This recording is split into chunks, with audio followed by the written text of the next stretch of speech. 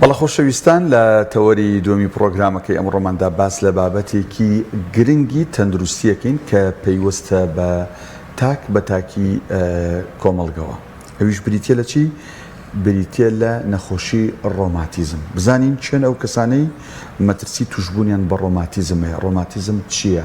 هۆکارەکانی توشببوونی چین؟ چارەسەریەکانی چین؟ لە چ تەمەنێکە کەسەکان تاکەکان تووشی ڕۆماتیزم بن؟ ئایا ڕۆماتیزم چەند جۆری هەیە؟ چارەسەریەکانی چین؟ هەر یەک لەم بابەتانە گەنگەشاکەین و قسە و باسی لەسەرەکەین بە میوانداری زۆر بەڕێز دکتۆر ڕەئوف ڕەحیم میرزا، پزیشکی پسپۆڕی نەخۆشەکانی ڕۆماتیزم و جونگە و فەقەرات. کاکتۆر جان بەخێر سواسانەکەم دۆستان بۆ میوانداریتان. کاک دکتۆر با لەوە دەست پێ بکەین، ڕۆماتیزم چییە؟ ڕۆماتیزم لەوەجە کەلیمەیەکی کۆن بێت، یعنی وشەیەکی کۆنی لاتینی بێت. ئەوە ئەگەیەنێ ئەو نەخۆشیانن کە تووشی ئامێری جوڵەی مرۆڤە بن، ئەنی بڵێن ئەو پەیکەرەی کە لەش ئەجوڵێنێ وەکو ئێسک ماسوولکە دیارە ماسوولکە لە جومگە لەشی دروست بووە لە ماسوولکە و ئەو تیشوانەی کە لە دەوروبەرێتی و ئەتوانین بڵێ خۆی جومگە خۆی ئامێرەکە کە ماسوولکە ئەیجوڵێنێت. ئێسک دروستیەکات ئەو شتانی کە پەیوەندی بە ئێسکەوەیە وەکو کارتیلەی وەکو بەستەرەکان و ماسوولکە ئەیجوڵێنێت. و ژمارەی جومگەکان زۆرن دەوری 360 کە دەست پێکات و ئەمە بڕگەکانی پشی دەگرێتەوە. ئیتر لە جومگەی ئەژنۆوە، لە جومگەکانی دەستەوە، لە جومکانی ئەنیشکەوە، ملەوە، ئەمانە هەمووی جومگەن. لەبەرەوە ماسوولکە توش ئەبێت و خۆی بڵێن یەکەم زۆری نەخۆشیەکان یەکەمجار لە جومگەوە دەست پێکە بە وردە ئەیتەنێتەوە. ڕۆماتیزمە دوو جۆرمان هەیە. جۆرێکیان ئەوەیە کە تەنیا جومگە ئەیگرێت، گۆڕانکاری لە خوێنە نابێ، بەڵام ئەوە هەندێکی کەمانەیە نە جومگە ئەیگرێ گۆڕانکاری لە خوێن نابێ و هەموو تیشۆکانی کەش ئەیگرن، وەکو هەندێکیان تووشی دڵ ئەیگرێ، سنگ ئەیگرێ، چاو ئەیگرێ و ئەو گلاندانەی کە شت ئەڕژن کە ئفرازات دەڕژن ئەوانە جێیگرێت. لەبەرەوە نەخۆشەکان زۆریان لە کۆتاییە ئەوی کە ئەو جۆر ڕۆماتیزمانە بێت دەمیان وژگە بێت، چاویان وژگە بێت. ئەمە کە جومگە ئەیگرێ ئەم بەشانی لە ژەیگرن، ئەوە زانیمان ئەوە ڕۆماتیزم تووشی ئەمان نابێ. چی لە جومگاکە ئەم تاکە ئەم مرۆڤە چی لێ دێ؟ ئەوە ئەبێتە هۆی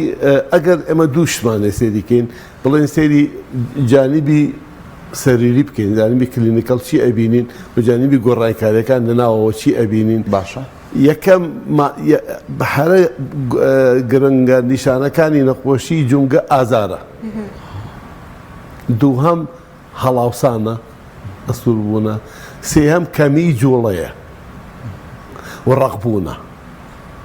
ئەو جومگەی کە توژە بێ یەکەم ئازاریە بێت، دووهەم ڕەقەبێ باش بۆی ناجوڵێ بە تایبەتی پاش ماوەیەک لە نەجوڵان. زۆری نەخۆشەکانمان ئەڵێ کە بەیانی هەڵەسم ناتوانم ئەژنۆم بجوڵێنم، ناتوانم پێم بجوڵێنم، ناتوانم پسم بجوڵێنم. دوایەوە اینجا ئەو جومگەی کە دیارە زۆر گرانە کە تۆ بڵێن هەڵاوسان لە پشتا بینی یا لە ملابی بینی، بەڵام لە جومگەکانی کاکە لە دەر وەکو ئەژنۆ، وەکو بڵێن جومگەی قولاپەی قاچ، وەکو ئانیش، وەکو دەست، ئەمانە ئەیبینی هەڵاوسێ دیارە اینجا وردەوە دەزیا ئەکات و ئەوە اینجا ئەو گۆڕانکاریانەیە کە ئەبێت لە ناوەوە بەسراوە بە جۆری نەخۆشیەکە خۆیەوە چ جۆرە گۆڕانی کاریەکەکات. هەندێک نەخۆشیمانەیە بە لە هەوکردنی پەردەی جومگەکەەوە دەست پێکات و وردە شتێ دروست دەکات، تیشی دروست دەکات بۆ ناو جومگەکە و بێتە هۆی تێکچوونی جومگەکە، بێتە هۆی بڵێن داڕوخانی جومگەکە. هەندێکەیە نە لە کارتیلەجەکەەوە دەست پێکات. بەداخۆشتێکم دانابوو بێن و کە جومگە بریتە لە ئێسک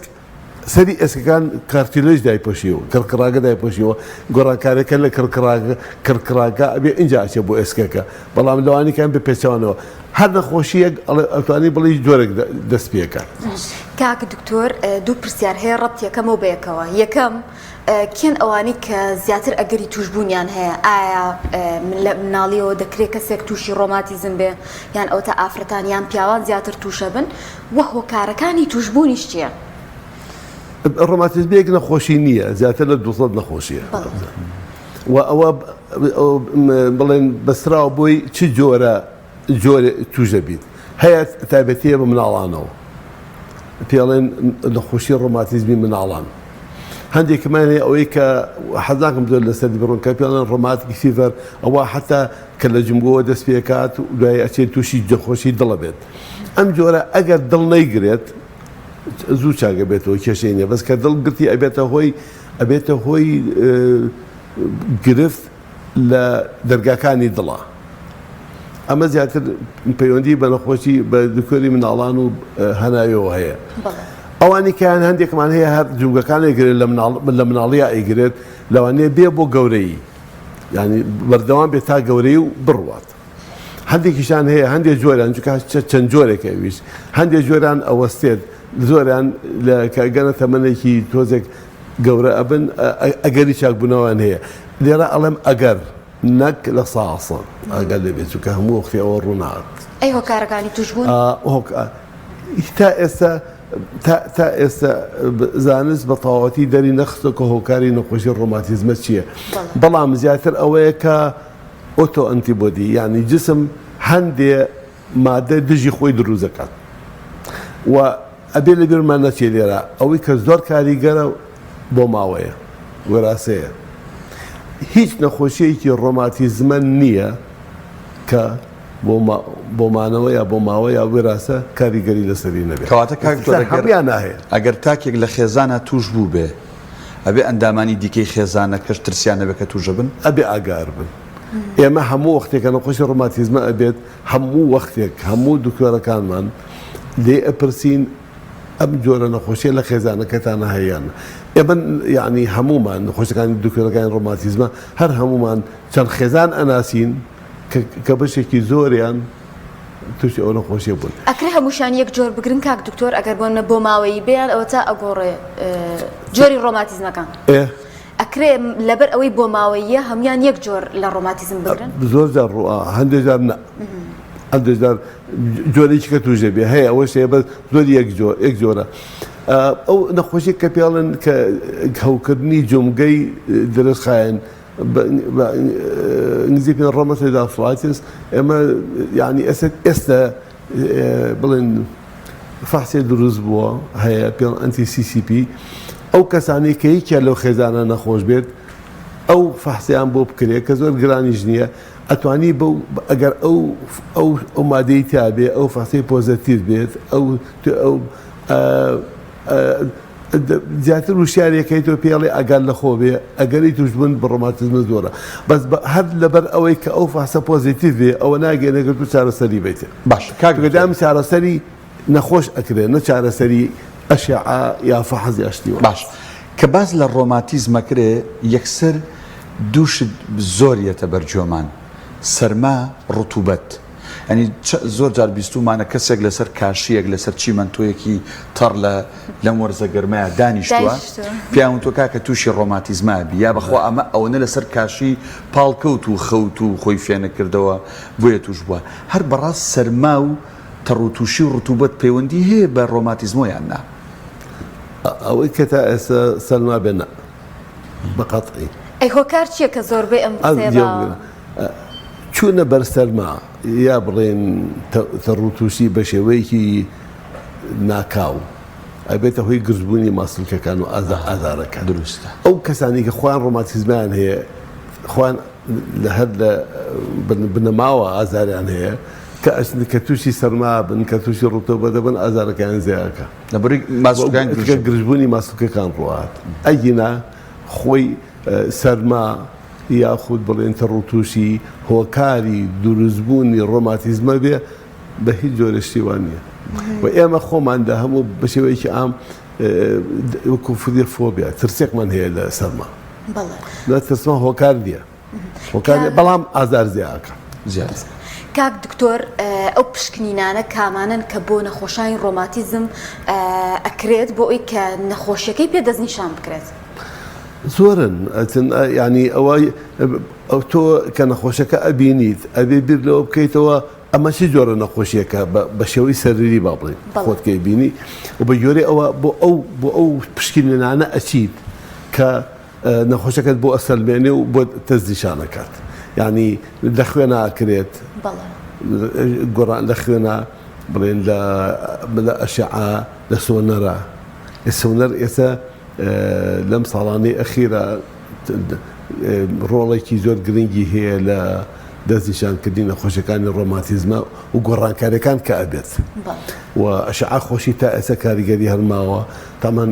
MRI ئەوەی کە پێڵن ئەشعای تەنووری بۆ هەندێک جار زۆر گرنگە لەبەرەوە یەک و دوان نین بەڵام ڕەنگە ئەتوانم بڵێم تا ئێستا گرنگترینیان ئەو پشکنانن کە لە خوێن ئاکرێ هەندێک جار پێویستە ئەگەر هەڵاوسان هەبێت ئاو لە جونگەکە دەربێنین سەیریکەین بۆ نمونە نەخۆشێکمان پێڵێن کە پێڵێن دا الملوک دا نەقڕس ئەو گاوتی پێڵێن بین ئەگەر ئاو لە جونگەکە هەبوو توانیت ئاوەکە دەربێنیت لەگەر میکرۆسکۆپە توانیت تەمان جۆرێک لە کریستاڵی تایە ینی جۆرێک بڵێن لە خوێی پێ کریستاڵ سرمیۆریک ئەسیدە ئەگەر توانیت یەک دانە لەوە لەژێر میکرۆسکۆپە بینی ئیترەوە نەخۆشەکە ئەم لایتیانە تەواو ئەوە بڵێن ئەوە کۆتایی دەستنیشانکردنی نەخۆشیەکەی لەبەرەوە زۆر گرنگە کاکتۆر کێشی زیادە قەڵەوی تا چەند هۆکار و فاکتەرن بۆ ئەوی کە نەخۆشی ڕۆماتیزمە زووتر توش ببێ یان کەسێک هەی بێ لێ قورس بکە زۆر ئەو پرسیارێکی زۆر گرنگە چەندها خۆمان توێژینەوەمان هەیە کە لەسەر ئەوەی کە سەری ئەومان کرد بزانین ئایا پەیوەندی هەیە لە بینی کێشا و لە بینی نەخۆ ئەندێکمانێ ئەو نەخۆشێکمان پێڵێن سوان سەوفان ئەوەی کە زیاتر لە ئافرەتا بێت و زیاتریش لە ئەژنۆ بێ دیارە من لێرا چێگەڵم ئایا تۆ ئەگەر پیکابێکتە بێ ئۆتۆمبیلەکەتە بێ کە توانای ئەم پیکابە نیوتەن بێت بەڵام هەموو ڕۆژێ تۆ تەنێکی لێبارکەیت ئەمری چەند کورد دەکاتەوە ڕاست ئەوە سەبەبێکە هۆی کارێکی ئەڵێن هەندێ خانەی چەوری کە قەڵەوی بریتێ لە چەوری با بزانین لە مەسوولکە نیە لە چەوریە ئەوە کاریگەری لەسەر تێکچوونی جومگەکان هەیە ئەو هەندێک جار چارەسەریشە لەبەرەوە تۆ زۆری نەخۆشەکان ئەمبین مەسەن کێشی 100 بە ڕۆژوورە 120 بە تایبەتی ئافرەت بە پیاویش خۆی هەموو ئەو کێشە لەسەر خواری پشت و لەسەر ئەژنۆیە و لەسەر قولاپەیە باشە ئەوە گرنگترین گەورەترین پێویستترین جومگەی لەش ئەژنۆیە تۆ ئەوە بە بەردەوامی ئەو کێشەی لەسەرە چۆن گۆڕانکاریتان نابێت ڕاست کاک دکتۆر مەترسیەکانی نەخۆشی ڕۆماتیزم چییە بۆ کەسێک کە توش ئەبێت ئایا ئەگەری هەیە کەسەکە دوور بێ کیمیایی بۆ بکران ئەو تا حاڵەتی مردنیان لە کارکەوتنی ئەندامەکانی یعنی شتیوامان هەبوو کاریگەری زۆرە ئەوە بەسراوە بە جۆری ڕۆماتیزمەکە نەخۆشمانێت جومگەکانی کە ئەیگرێت دوایی جومگەکانی چەو دەبێت تێگەچێت جوڵەی کەمە بێتەوە ناتوانێت بە تەواتی بەکاری بێنە یا جەسی ئاوای لێت بەو شێوەیە ناتوانێت بە تەواتی بەکاری بێنە حتا ئەگەر دیارە ئەوانە ئێستا کەمی کرۆ بۆهۆی باشی چارەسەرەوە بەڵام ئەگەر ناتوانێت خۆی بشوات ناتوانێت خۆی پاکاتەوە ناتوانێت بە تەواتی ئەوانەی کە حتا سەوفان کە یەکێک نەخۆشە بڵێن ئاسانەکان کۆتیژی جومگە ئەبێ تە نەخۆشەکە ناتوانێت بە تەواتی دانیشێت ئەبێ حتا ناتوانێت لە ئەرزا دانیشێکی ئێمە زۆرمان تا ئێستا لە ئەرزا دانیشین دانیشتنی بڵێن لە تەوالێتە زۆر قورسە ئەبێ تەوالێتی بێ بە غەربی لەبەرەوە ئەمانە هەمووی ئەبن بە کەم توانایی لە کۆتایی یەکەم ئەندامبوونی نەخۆشەکە ئەجا ئەوانش خۆ ئەو جۆرانەی کە نەخۆشیکە هەیە دڵ ئەیگرێ سی ئەیگرێ هەندێکیان مەسەڵەن نەخۆشێکمانەیە کە بەڵەن گورگە سوورە ئەگەری زۆری گورچیلە هەیە بیگرێ و لە ئەخرا ئەبێتە خۆی کەمبوونەوەی توانای گورچیلە وبڵێن تەواو لە گوچێ لەوانەیە ئیش بخات تەواو بخات وەبێتە هۆی مردن. باش کاک دکتۆر ئێستا لەوانەیە بڵێن جاجگەرە چ پەیوەندیەکی بە ڕۆماتیزم جگەرە پەیوەندی بە سیورێ بەڵام بەشێک لە با بڵێن توێژینەوەکان باز لەوەکەن جگەرە هۆکارێکی سەرەکیە بۆ توشبوون یا توندکردنی ئەم نەخۆشی ڕاستە؟ ئەگەر بگەڕێنەوە بۆ تۆزێ بۆ داوە لە ساڵەکانی 2013 لەو کاتە زۆر باسی جگەرە پەیوەندی بە ڕۆماتیزمەوە ئەکرا و ئێمە یان خۆم و دەگەڵ هەندێک لە خوێندکارەکانی کە تەلەوەکانی کە لەگەڵ وا بن بڵێن پۆست گراژوێت ئەوانە کە توێژینەیەکمان بڵاو کردەوە لەیەکێ لە هەرە بنجێ لە گەورەکانی پەیوەندی بین ڕۆماتیزمی ڕۆماتۆید ئارتڕایتیس لەگەڵ کاریگەری جگەرەکێشان بۆمان دەرکەوت ئەو ئەوانەی کە جگەرەکێشن زۆر قورسە کە کۆنتڕۆلی نەخۆشەکەیان بکەین. هیچ ئەمە لێرە بڵێن گرێدمان هەیە یعنی پلەمان هەیە بۆ کۆنتڕۆلی نەخۆشەکە. ئەوانەی کە تەواو کۆنتڕۆڵن ئەوانەی کە بڵێن نیمچە کۆنتڕۆڵن ئەوانەی کە خراپن ئەوانەی کە خراپترن هیچ نەخۆشێکمان نەبوو لە کۆنتڕۆڵا بێ جگەرە خۆرەکان لەگەڵ ئەوەشا کە هەموو دەرمانێکیان بەکارهێنا کۆنتڕۆڵ نابێت هیچیان لەو سەد نەخۆشی کە هەمان بوو ئەوانەی کە جگەرە خۆرن یەکێکیان لە کۆنتڕۆڵانە بوون و زۆر کەمیشان لە نیمچە کۆنتڕۆڵا بوون ئەوانیکان یان نەخۆشیەکان زۆر بە قووت بوو یا بەهێز بوو یا زۆر بەهێز بوو لەبەرەوە یعنی بۆچی چونکە تۆ مادەیەکەی پێڵەن TNF نازانم بەخواچی پێڵم ببن تیمە نیکۆلۆزیت فاکتەر ئەم مادەیە کە جسم خۆی ئێڕژێ ئەبێتە هۆی نەخۆشەکە و ئەبێتە هۆی قورسی نەخۆشەکە ئەو دەرمانانی هەندی دەرمانی تازەیە کە دژی ئەو مادەیە لە جسمە بەڵام تۆ جگەرە ئەو مادەیە زیاکات کەواتە تۆ دەرمانێکەی کە دژی ئەوە بێ دەرمانێکەی کە ئەمە چۆنیە اینجا بێژگە لە ئەوەش نیکۆتین کاریگەری زۆری تریە دەکات لەسەر سنگ هەیە لەسەر دڵ هەیەی لەسەر بڵێن گەدە هەیەی لەسەر هەموو کاک دکتۆر چارەسەرەکان چین؟ ئایا هەر دەرمانە ئایا چارەسەری سروشتیمان هەیە فیزیاییمان هەیە کیمیاییمان هەیە ئێوەکو پسپۆران چۆن دیارەکەن بەپێی ئایا جۆری نەخۆشەکەشە باس لەوە کرد کە ڕۆماتیزم جۆری زۆرە ئازانجی یەکەم هەنگاو دەستنیشانکردنی جۆری نەخۆشەکەیە دووهەم ئەبێ بەرەو چارەسەر بڕۆی کەس ناتوانێت بڵێ دەرمان کاریگەری نییە دەرمان بە جۆری نەخۆشەکە ئەرێ دەرمان بە جۆری نەخۆشەکە ئەرێت بۆ گوێری پێویستی نەخۆشەکەرێ هەندێک نەخۆش هەیە دەرمانەکانی زۆر ئاسانە بێ هەندێک زۆر قورس دەبێت بە گوێری جۆرەکەی و گرانی دەبێتەوە دیارە اینجا چارەسەری سروشتی یەک نەخۆشی ڕۆماتیزمە کە چارەسەری سروشتی کاریگەری تیانە بێ چکە ئەگەر وازی لێبێنیت جنگەکە وردەوەدە جۆڵی کەمە بێتەوە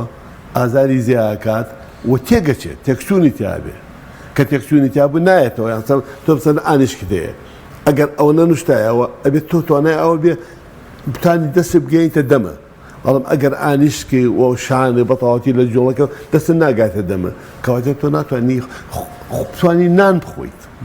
ئیتر چۆن کاریگەری نابێت خۆ ئەژنەکان ئەگەر وازی لێبێنێ کۆ بوتم ئەژنەکەی زۆر نەخۆشمانێکە ناتوانێت بەتەواوەتی ڕایکێشێن ناتوانن بەتەواوەتی بنوشتێنێتەوە لەبەرەوە کاریگەریکی زۆر لەسەر ژیان نەبێت هەندێک جۆری ڕۆماتیزمان کە تووشی برگەکانی پشت دەبێت وای لێ ئەخرا برگەکان ئەگەر چارەسەر نەکرێت ئەنووسێن بەیەکەوە لەم جۆرە نەخۆشیە چارەسەری سروشتی لە پێش هەموو شتێکەوەیە. باش کاک دکتۆر ئەگەر کەسێک بێ وەرزش بکە بە تایبەتی باسی مەلەوانیەکەن بۆ نەخۆشایی ڕۆماتیزم ئەمە چارەسەرە؟ چارەسەر یارمەتیێرە یارمەتی هەموو شتێک چکە تۆ ئێمە ئەبێ پرۆگرامێکمان هەبێ بۆ ئەوەی نێڵین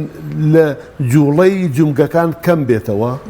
و جوڵگە بێ ئازاریش بێت هەموو وەرزشێک کە ئەکرێ بۆ نەخۆشەکانی ڕۆماتیزم بێت لە سنووری ئازارە بێ چونکە گەیشتە سنووری ئازار یعنی جومگەکە ئەوە وەکو بڵێن خەتێکی سۆرە ئەڵێ جومگەکە خەریکە تێکەچێ عەزیەتتدا ئیسراحەتی بەرێ بەڵام بەبێ گومان مەلەکردن بە شێوەیەکی ڕێکوپێک زۆر کاریگەرە هەندێک جار هەرچێتە ناو ئەوکۆ بجوڵێ بۆچی چونکە پێڵەن ئەوە پێڵەن ڕزیستت ئەسیستت یعنی هەم مقاومە ئەکا بەرگریەکە هەم یارمەتیێرە چکە تۆ ئەدەوێت جونگەکە بە قوت بکەیت دەبەرەوە لە ناو ئاوەکە ئەجوڵی ئەو ئاوەکە نایڵێ بجوڵی بەس خۆت هێز بەکارهێنی بۆی بجوڵی توانە بەکارهێنی بۆی بجوڵی ئەمە شتێکی زۆر چاکە باسکوکان بە قووە دەکەیت لەندا لە وەزنیشت کەمەکاتەوە لە کێشت کەمەکاتەوە یارمەتیت کە باشتر بیجوڵێ زۆر باشە وڵا کاتمان نەماوە بەس پرسیارێک بە زەڕوو زانم بە کورتی وەڵاممان بێتەوە خواردن ئەو خواردنانی ئەیان خۆین ئەو خواردنەوانی ئەیان خۆین ڕۆژانە کام خواردنە خراپ و خەتەرناکە و یارمەتی دەربووی کە تووشی ئەمەبی کامەش باشە ئەنی بۆ نە باز لە سەروپیەکرێ ئەوترێ بۆ باسی نییە هیچ پەیوەندی لە بینی خواردن لە خۆشەکانی لە ڕۆماتیزمان نییە تەنیا لە یەک نەخۆشی گاوتانە بێت ئەوە کە پێڵەندار ملوک ئەوانە چونکە لەبەرەوە علاقی بە پیورین و ئیروک ئەسیدەوە هەیە گۆشت و ئەوانەی کە پرۆتینی زۆرتیایە ئەوانە ئەبێ کەم کرێتەوە بۆی ئەوە نەبێ دووهەم ئەو لێرە ئەیتێتە سەر قەڵەوی ئەو خواردنانەی کە قەڵەو ئەکەن ئەبێ ئەگامان لە خۆمان بێ نەگەێن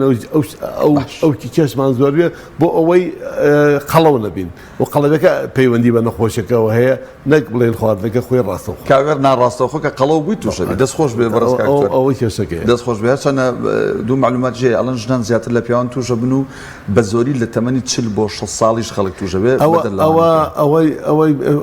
ئەوەی دەخۆشیەکە پیاڵن ڕۆماتۆید ئارثرایتس ئەوەی کە پیاڵن التهاب مەفاصل الرەثوی بەڵای بە کوردی ناوینێت تا بێڵم ئەوە عادەتەن بینی 35 و بە ڕۆژوت ئەوە زیاتریش لە ئافرەتا بێ 3 بۆ 1 ینی ئافرەت 3 و پیاو 1 دەستخۆش بێ زۆر بەڕێز دکتۆر ڕەئوف ڕەحیم میرزا پزیشکی پسپۆڕی نەخۆشەکانی ڕۆماتیزم و جونگە و فەقەرا سوپاس بێ کە لەم دیارەکەن هێوادارم کە ئەوەی کەوتمان و ئەو سوالە گرنگانی کە جنابتان کردن بە کەڵک بوو بێ بۆ هەموو بینەرانی خۆشەویست.